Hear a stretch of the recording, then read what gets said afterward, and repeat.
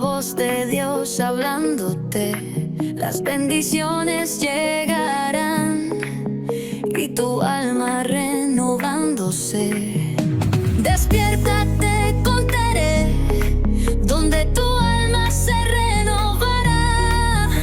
Despiértate, contaré, donde tu vida te cambiará. Despiértate, contaré, las bendiciones te llegarán. Despiértate, contaré, y de Dios no te apartas. Dios les bendiga, familia hermosa que nos escucha en esta mañana. Hoy comenzamos una nueva entrega de Despiértate con Tere, donde tu alma se renueva cada mañana. Es un día donde el Señor va a estar ministrando a muchas familias y yo sé que en este día especial muchos van a testificar de lo importante que ha sido el tema que vamos a compartir en ese día. Así que vamos a presentarles a nuestra invitada especial. Hoy tenemos con nosotros a una invitada que viene por primera vez aquí al estudio. Ella es Suinda Yasmín Brito. Ella es la titular del 11º Juzgado de la Instrucción del Distrito Nacional, tribunal especializado en la escucha de niños, niñas, adolescentes y personas vulnerables en la Cámara Gesell en el Distrito Nacional. Tenemos con nosotros a una persona que nos va a hablar en este día de un tema muy importante. Dentro de todas sus especialidades, yo quiero que tratemos el tema de los envejecientes, de nuestros, ¿verdad?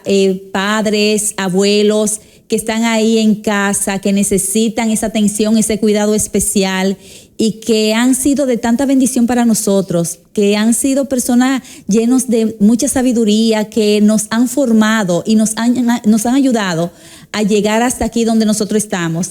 Entonces, hoy vamos a hablar de quién protege a nuestros ancianos. Y yo quiero que nuestra invitada de honor les salude, se presente y luego vamos a comenzar este interesante conversatorio. Muy buenos días, pastora. Dios le bendiga a todos. Darle las gracias primero al Altísimo que nos reúne en este momento aquí. Amén. Y a todas las personas que nos sintonizan por este medio. Dios les bendiga a cada uno. Esperamos ser de ayuda y orientación para cada uno de ellos. Estoy a su entera disposición. Gracias, gracias, bienvenida aquí a Despiértate con Tere. Yo sé que este tema va a calar al corazón de muchas familias. Hay mucho que conocer acerca de la protección de nuestros ancianos, de nuestros envejecientes. Entonces, aquí yo quiero que hablemos acerca de las leyes que tiene nuestro país que protege a nuestros ancianos. Muy bien. Pues primero que nada debo decirle que son varios los instrumentos legales que tenemos para tomar como referencia en la protección de las personas de la tercera edad. Este concepto me parece importante aclararlo porque las tendencias modernas del derecho nos dirigen actualmente a entender que cuando una persona está vulnerable, en razón de su edad, por ejemplo, el mayor de edad, el envejeciente, le dicen envejeciente o viejo. Al menor de edad le dicen el menor o los menores, pero la tendencia moderna es al envejeciente y al viejo llamarle persona de la tercera edad. O sea, de una manera que dignifique a la persona en razón de su ser, en razón de ser un ser humano. Y al menor de edad, en vez de decirle el menor o los menores, que es un término a veces que se utiliza peyorativamente, entonces que se le llame mejor niño, niña o adolescente. Entonces, nosotros tenemos varios instrumentos, casi todas las leyes hablan de la protección a la persona de la tercera edad. Hay tratados internacionales que así nosotros como Estado hemos sido signatarios de ello y estamos comprometidos a velar por esa protección especial.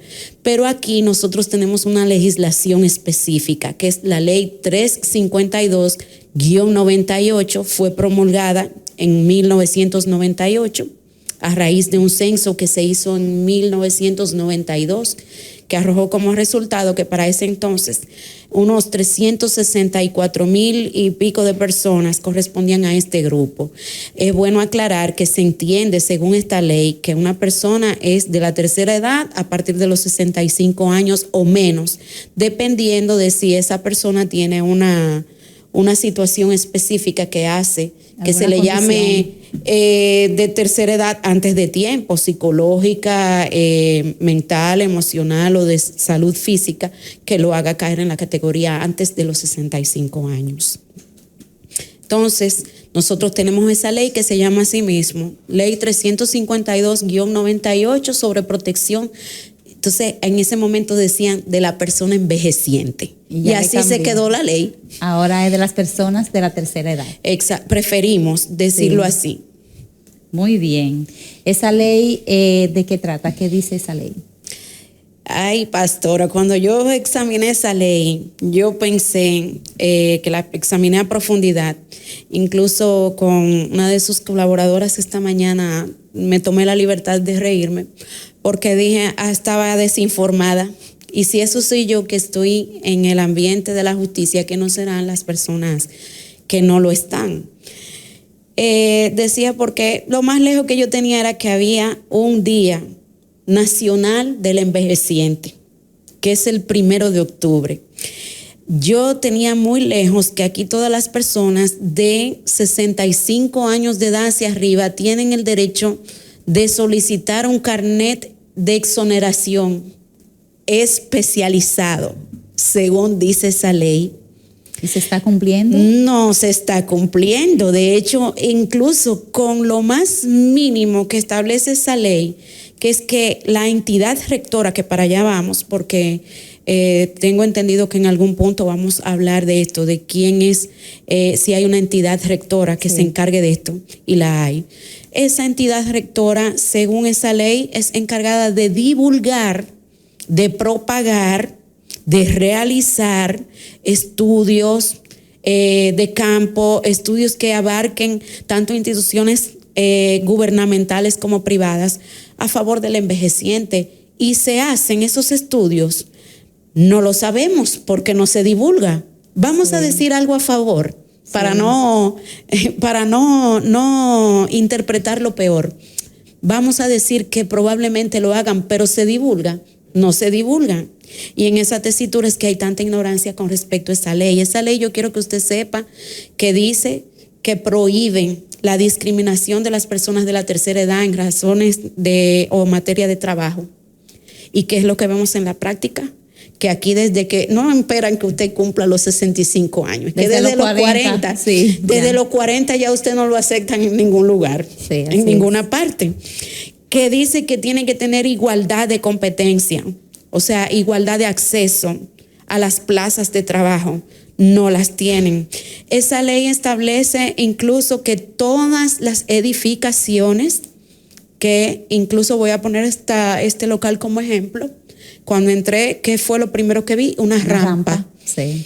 Para las personas de la tercera edad, me imagino, o personas en condiciones especiales de sus facultades físicas. Esa ley establece que hay obligación de que todos los planos de edificaciones, dice, tanto públicas como privadas, tienen que tener acceso especializado a las personas de tercera edad, bajo condición de su aprobación en el Ministerio de Obras Públicas. ¿Se cumple eso? No. Esta ley, por el tipo de entrevista que tenemos ahora, bajo ese tema, lo que me he dado cuenta es que es la ley de la utopía, porque en verdad dice muchas cosas que no se cumplen. Aparte de esto, ¿qué dice esa ley? Que las entidades bancarias tienen el deber y la obligación de poner tasas preferenciales, ofrecer tasas preferenciales para las personas de la tercera edad para que puedan adquirir su vivienda. Lo primero, que es lo que se ve en la práctica, que cuando usted va a un banco y lamentablemente no tiene más de 45 años, usted no califica y se lo dicen en su cara, que usted no califica por su edad. Y en el día de hoy tenemos una invitada muy especial, nos llena de mucho gozo tenerte hoy con nosotros. Con nosotros, señores, Ingrid Rosario. Muchas gracias, muchas gracias. Es un honor estar acá con ustedes en esta bella iglesia, Odres Nuevos, y la hemos pasado increíble. Creo que ya somos familia, co-trabajadores para el reino. No sabía que tenía personas tan cercanas a mi corazón en esta ciudad como me he encontrado con todo su staff, su equipo. Muchas gracias, pastor. Gracias a ti por estar con nosotros, Ingrid. ¿Alguna recomendación a ese público que nos sigue para que tenga esa vida así como tú dices? Tener paz aún en medio de las dificultades que se nos presenta a todos. Incluso el Señor dejó bien claro: miren, yo no le voy a vender sueño, en el mundo tendrás aflicción. Ay, no. Qué más honesto, ¿verdad? Sí, verdad, que eso fue muy honesto de parte del Señor. Decir, miren, yo no le voy a vender sueño ni pajaritos en el aire. Yeah. Ustedes van a pasar trabajo. Yeah. Pero confíen que ya he vencido. Y eso es el único consejo que yo daría es, primeramente, es buscar el reino de los cielos, buscarlo a Él.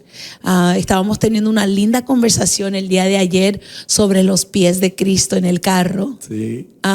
Con Lili, con Ángel, que estábamos en la emisora de radio, hablé algo sobre los pies y Lili me dijo, ay, sí, que es algo importante, y me recuerda a María, que 3 veces se encuentra ante los pies de Jesús. Uno cuando estaba aprendiendo del rabino, del maestro, ¿no? El segundo cuando estaba su hermano sepultado en una tumba, que no llegó Jesús a tiempo. Si Jesús hubiera llegado, mi hermano no se hubiera muerto. Y la tercera vez era cuando ungió a Jesús. Y esos 3 momentos me demuestran a mí de que para María sentirse confortable ante los pies. Yo no soy, mira, hoy yo estoy enseñando los dedos porque estoy usando una sandalia, pero no soy de los pies, ¿no? Sí, no es una parte del cuerpo que se debe de ver, aunque ahora que usamos sandalias o lo que sea, pero tienes que estar en un lugar de intimidad para conocer a alguien y sus pies. Wow. Hermoso. Y eso para mí es, cuando estaba yo hablando, y estábamos hablando y me vino ese pensamiento: uno tiene que estar en intimidad con Jesús. Amén. Para conocerlo. Y hubo 3, amén, en la enseñanza, en la tristeza, pero también en un acto profético de fe y en la adoración. Amén. Y esos 3 momentos María marcó algo tan real, y todos eran, pero aquí a los pies es donde quiero estar, donde conozco más. Y yo que soy tan observante, me puedo imaginar María conociendo un dedito que era más largo que el otro. Dios no sabe nuestros defectos, sabe nuestras virtudes.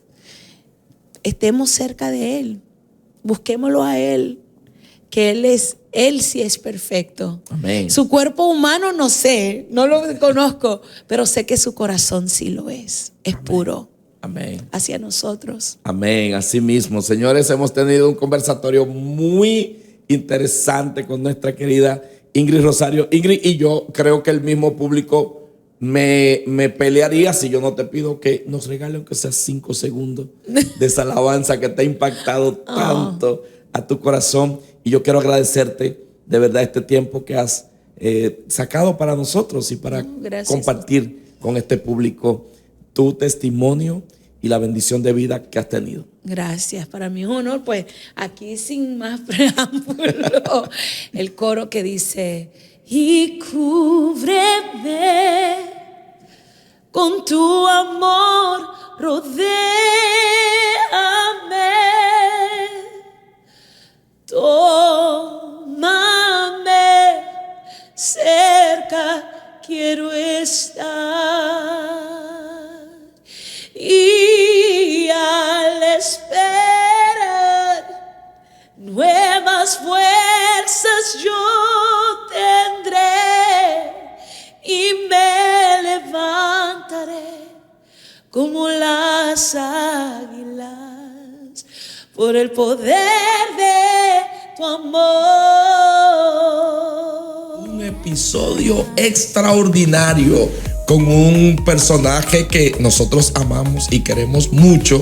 Así es que en el día de hoy quiero compartir este podcast con todos ustedes y con nuestro invitado, el maestro Elí Zambrano. Buenos días, maestro. Buen día, amado pastor, y a todos los que están en sintonía y van a ver luego este programa, a todos los oyentes constantes, a toda la audiencia, hermanos y amigos.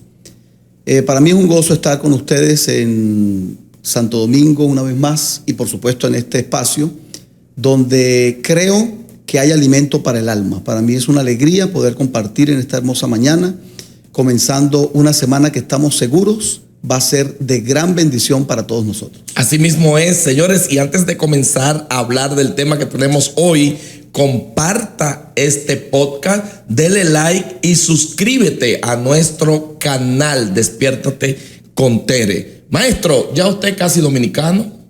Me falta la cédula, que me la den. Ah, bueno, pues vamos a gestionarle eso. Vamos a hablar con la Junta. A ver. Hable usted. Me encargo de eso. Maestro, hay un tema en la mesa que lo vamos a compartir y admiro la manera en que usted, bueno, de hecho le pedí permiso, los copyright, anoten eso ahí mi gente, para cuando me oigan dando la conferencia de liderazgo del maestro, no digan que fue que yo se la plagié o se la copié. O se la fusilé, como dicen o se la fusilé. Los músicos. Pero me apasiona este tema y me apasiona cómo usted lo aborda. El liderazgo, maestro. Sí, es una de las cargas, pero para mí no es una carga, pero es una de las responsabilidades que Dios nos ha dado a nivel ministerial. Nos ha permitido en los años en que hemos ministrado en congregaciones y también a nivel secular, observar las fortalezas y deficiencias del liderazgo, especialmente occidental, porque aquí la cultura de la que venimos, quienes venimos a Cristo a servir, pesa mucho. Es decir, la cultura, por ejemplo, oriental, llámese asiática, incluyendo también al pueblo de Israel, es una cultura totalmente distinta, y cuando el liderazgo de esos lugares o de esas latitudes viene a Cristo, tiene un plus, sin duda, que va a marcar su liderazgo en el Señor. En Sudamérica, en Occidente, especialmente Sudamérica, el liderazgo viene también con una carga cultural que es otra cosa. Tenemos que reconocer que hay muchos vicios que pesan y que traemos al liderazgo dentro de Cristo. Entonces, esto nos ha permitido observar y trabajar en función de eso muchos temas. Uno que compartimos hace pocos días en la congregación con el cuerpo de líderes y otro grupo en la congregación Odres Nuevos, fue el reloj del liderazgo, por ejemplo. Y hay muchos temas en torno a esto, porque creo que una persona que trabaja estratégicamente debe entender que si el liderazgo está funcionando bien, el resto del cuerpo va a funcionar bien. Mira que Jesús, pastor y amigos, trabajó según lo que eso que sacan estadísticas, según lo que se puede ver en la Biblia, lo que queda registrado en los evangelios. Jesús dedicó prácticamente 2/3 partes de su ministerio a su equipo élite, los famosos 12 apóstoles, y extensivos los 72 discípulos más que él tenía. Y el otro tercio de su ministerio, del tiempo, lo dedicó a las multitudes. Eso es estratégico. Claro. Porque si yo trabajo en función del liderazgo, ese liderazgo me va a hacer a mí, por efecto dominó y por efecto red, se va a encargar de impactar al resto del pueblo. Y por eso creo que el liderazgo tiene que ser trabajado, cuidado.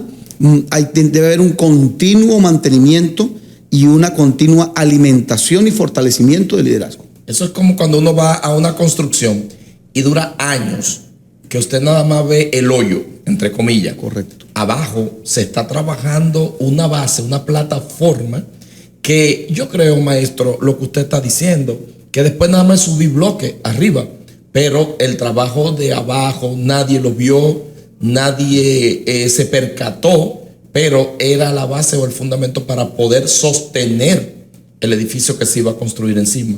Hace algunos años, un pastor de una congregación de unos, creo que 80 personas, Estábamos conversando y yo le digo, ¿cuáles son tus metas a mediano plazo?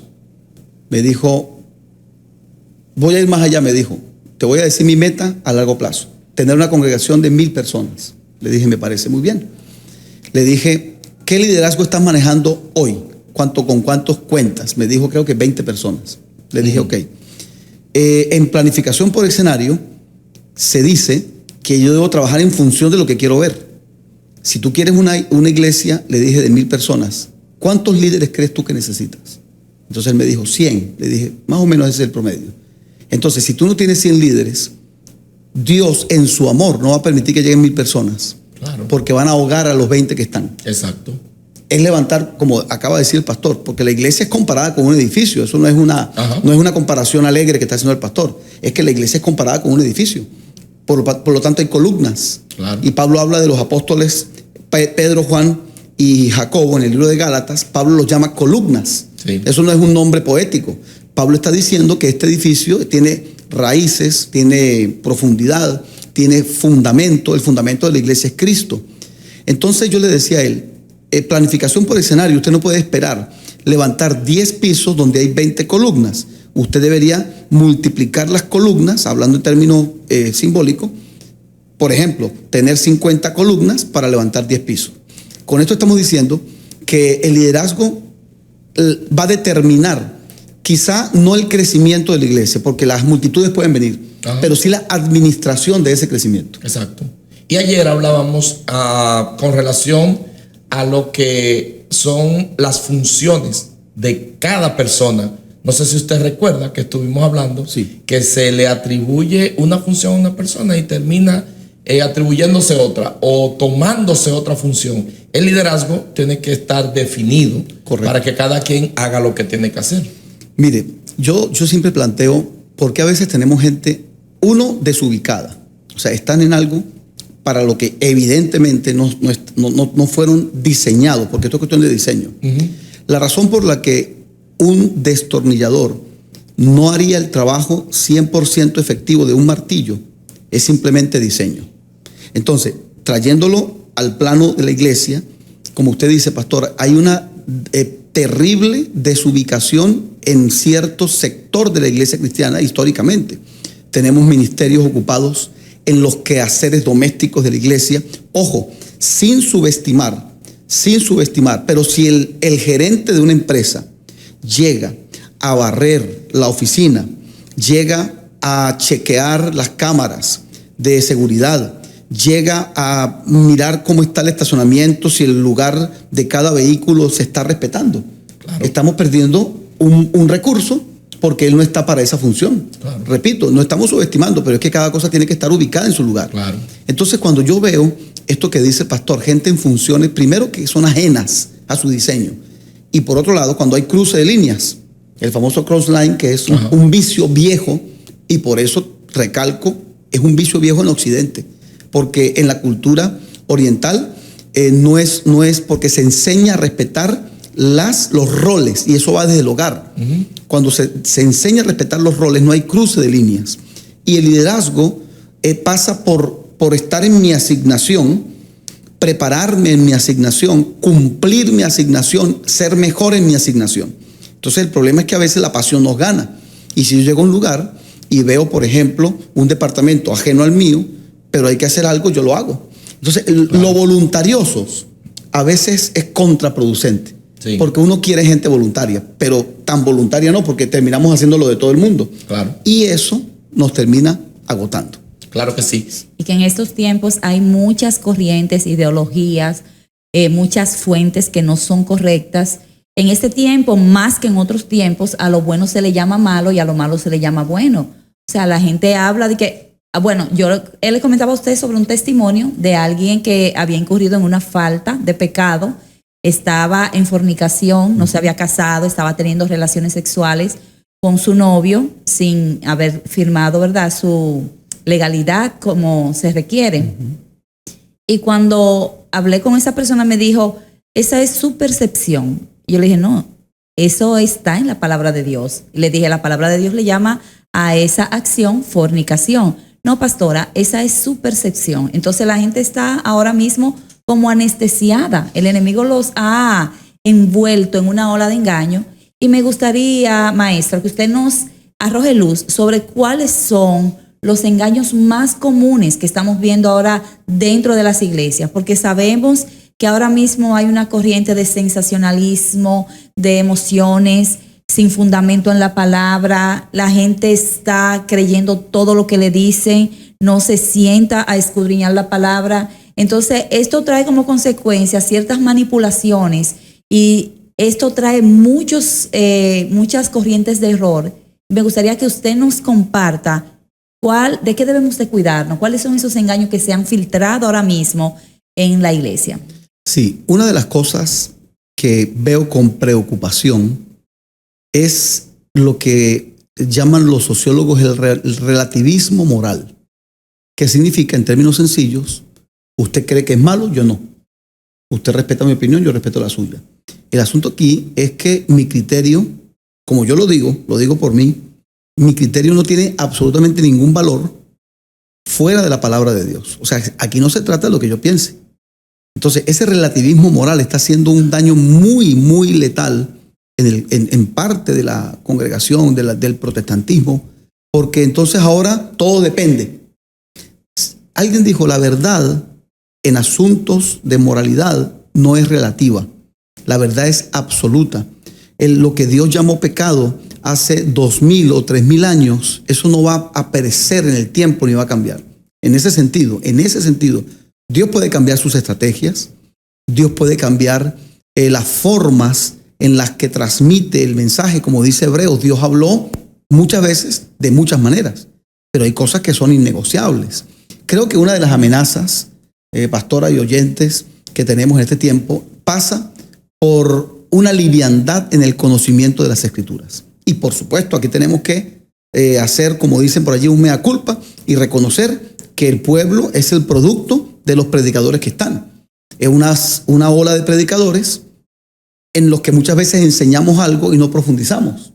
Entonces, ¿qué voy a crear yo? Una multitud es superficial.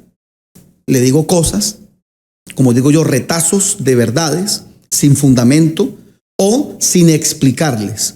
Esa superficialidad y esa liviandad no nos va a permitir ni siquiera detectar el engaño cuando éste venga de frente. Esa es una de las amenazas que yo estoy viendo más peligrosas. Lo que usted ha dicho, el sensacionalismo. Mira, eso ha sido para mí el enemigo del pueblo pentecostal, entre los cuales yo me cuento. ¿Por qué nos han señalado tanto desde sectores no cristianos y desde sectores cristianos? Porque muchas veces hay un show, y yo creo en el mover del Espíritu, yo creo en la palabra profética, yo creo en los milagros, las manifestaciones, etcétera. Pero también tenemos que reconocer que hay mucha presunción de manifestaciones. Y cuando eso es tomado con pinzas por los enemigos de la fe, entonces la gente termina decepcionándose del verdadero mover del Espíritu. Y dejan de creer. Y del verdadero, de lo que es la verdad. Sí. O sea, metemos la verdad con esos espectáculos en el mismo saco. Y la gente termina entonces dándole la espalda a algo que lo puede beneficiar. Sí. Entonces, es de las cosas que yo he visto. El relativismo moral. Esto depende, esto no es malo. No, porque es malo si es mi vecino, pero si es mi hijo no es malo. O sea, la verdad es verdad, no importa quién la esté diciendo. Es invariable. Y el pecado es pecado, no importa quién lo esté cometiendo. Así es. De manera que esas son de las cosas que yo veo. No hay mucho criterio entre lo que el fundamento de la fe.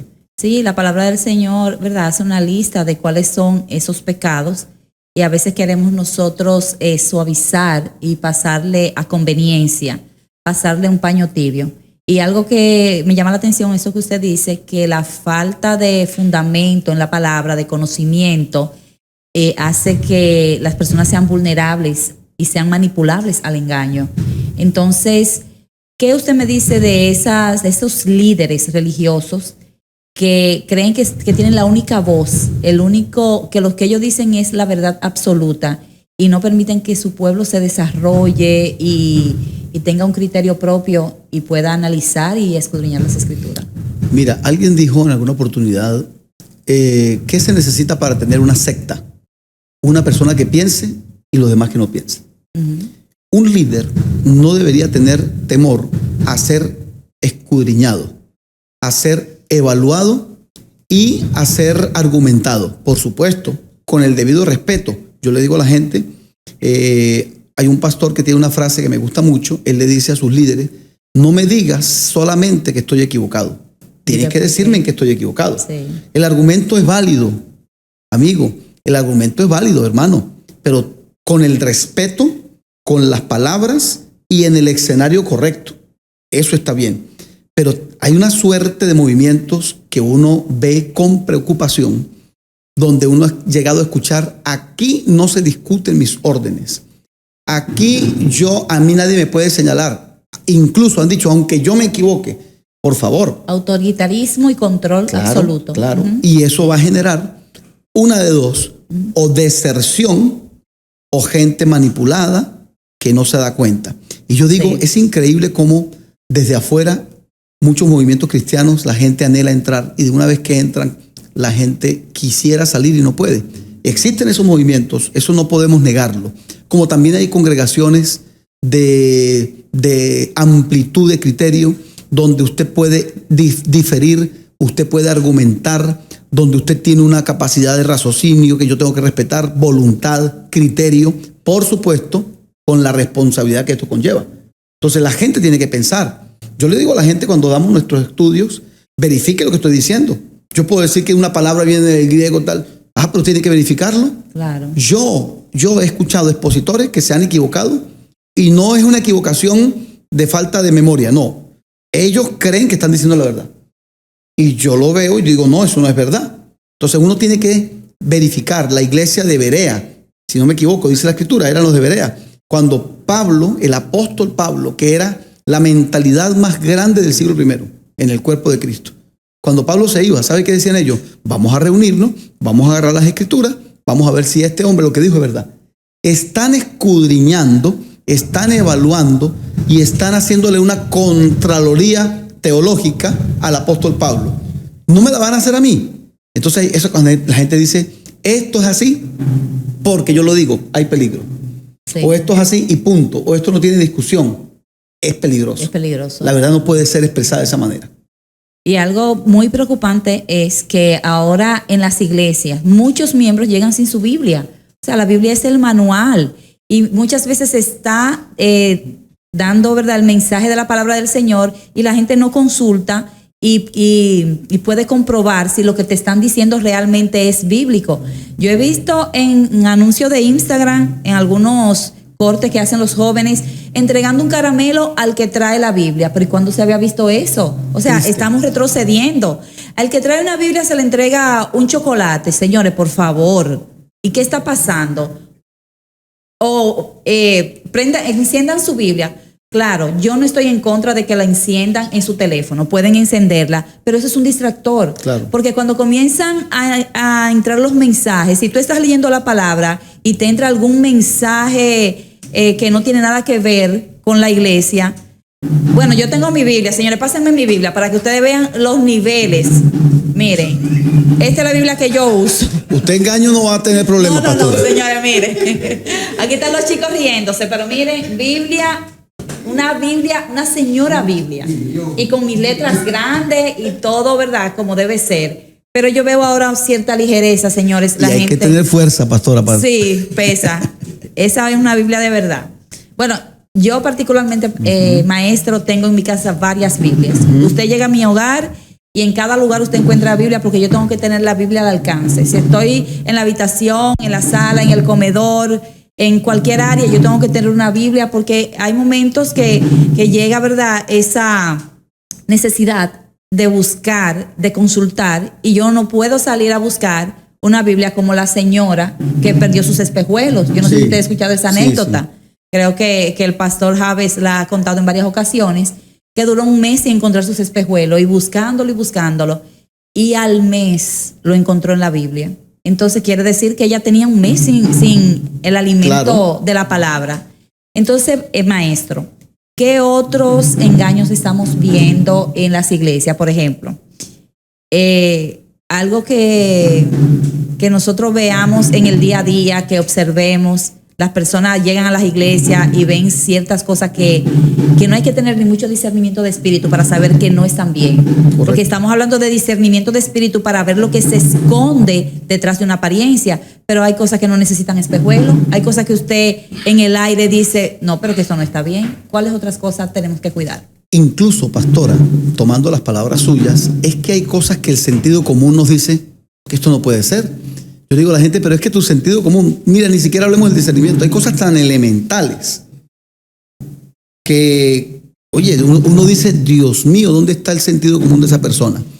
Hemos visto, entre esas cosas que usted dice que también han sido los vicios de estos últimos tiempos, es doctrinas que no tienen fundamento bíblico y que están construidas en base a una experiencia. Hay un principio de teología que dice, una experiencia no califica ni tiene los méritos suficientes para establecer doctrina. Una experiencia no establece doctrina. Hemos visto doctrinas sustentadas en experiencias, sin ningún fundamento escritural. Y también hemos visto cómo se han movido el cuadro de lo que son las funciones ministeriales, donde tenemos ministerios en ocupaciones u oficios que no les corresponde, no les compete. Por decir algo, el diaconado tiene una base bíblica. El diaconado nació para servir, por ejemplo. Ese es el término, gústelo o no a la gente, servidores. Diaconado no está establecido, por ejemplo, para ejercer gobierno dentro de una congregación. Entonces, hemos visto esos movimientos. ¿Y qué pasa cuando algo está haciendo algo que no fue establecido de parte de Dios por diseño? Que va a colapsar. Porque si un movimiento nace y se cruzan todas las funciones, los apóstoles le dijeron a la iglesia, no podemos atender las mesas porque eso es cuestión de diseño, lo nuestro es predicar el evangelio. Entonces, cuando hemos visto estas dos cosas, doctrinas sin fundamento escritural, por un lado, sino producto de experiencias. Y de un sentir que yo siento. Sí, eso. bueno, Sí, eso ha sido la palabra que más daño ha hecho. El sentir. Yo siento esto de parte de Dios. Entonces, pero ven acá, búscame Fundamento dónde está bíblico. el fundamento.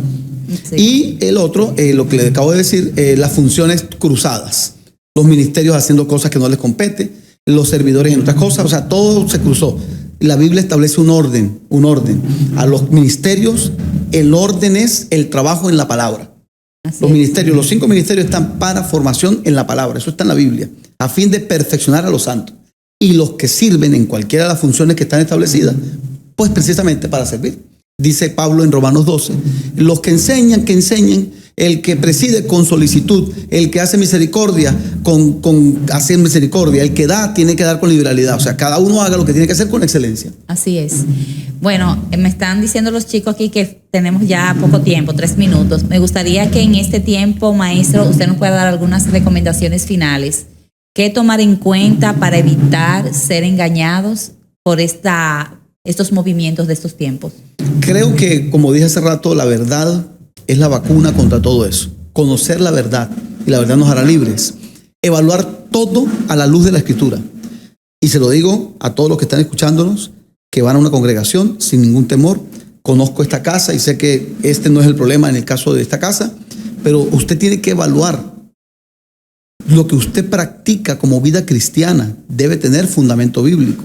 Y una vez usted certifica el fundamento bíblico, a ojo cerrado, porque está en la palabra. Sí. Yo considero pedirle a Dios también discernimiento de espíritu, que mira que eso, la gente yo no sé qué entiende por discernimiento de espíritu, es saber lo que está operando en algo o en alguien en un momento determinado.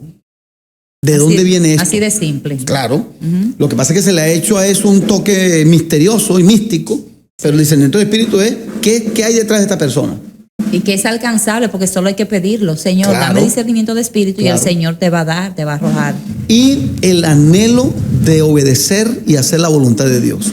Jesús dijo, el que quiera hacer mi voluntad, sabrá si mis palabras son de Dios o no de Dios. ¿Sabe qué está diciendo el Señor? Mira, el que va a buscar a Dios de todo corazón, Dios no va a dejar que perezca ni que se extravíe en este camino. Así es. Bueno, señores, esto, ¿verdad? Es un tema que tiene mucho por donde desarrollarse.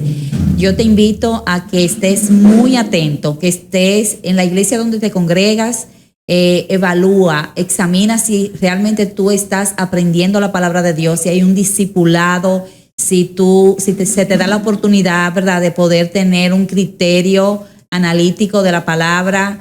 Si en tu iglesia hay rendición de cuenta, porque también eso es importante, o sea, los líderes, los pastores tenemos que rendir cuenta. Todo eso es importante para evitar esos niveles de manipulación y de engaño que se han filtrado en las iglesias. Yo quiero en esta mañana orar para que el Señor active nuestros sentidos espirituales y nos ayude a ver las cosas basados en la verdad. Cristo es la verdad, su palabra es la verdad. Padre, en el nombre de Jesús, yo te doy gracias, Señor, por esta gran oportunidad que nos has dado de poder compartir con el maestro Eli Zambrano, Señor, estas verdades que a veces están muy a la vista y la gente quiere hacerla pasar como que es algo normal. Yo te pido, Señor, que en esta hora tú estés activando los sentidos espirituales, Señor. Padre, la visión espiritual, el oído sabio para escuchar, Señor. Padre, activa el discernimiento de espíritu, trae revelación a través de tu palabra, Señor, oh Dios. Trae, Señor, Padre, esa sensibilidad espiritual, Señor, para poder discernir, Señor, todo lo que está pasando a nuestro alrededor. Quita toda distracción, Dios mío, y ayúdanos a todos a enfocarnos, Señor, en orden de prioridad, en lo que realmente es importante, en buscarte a ti, Señor, en escudriñar tu palabra, mi Dios, en hacer lo correcto para que cuando tú regreses nos encuentres, Señor, haciendo tu voluntad. Gracias te doy, Señor, en el nombre de Jesús. Gracias, Maestro Eli. Gracias por compartir, ¿verdad?, su conocimiento, esa sabiduría que viene de Dios.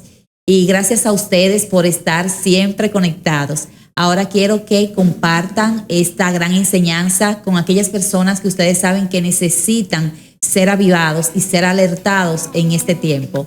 Ya ustedes saben, nos vemos en una próxima entrega aquí en Despiértate con Tere, donde tu alma se renueva cada mañana.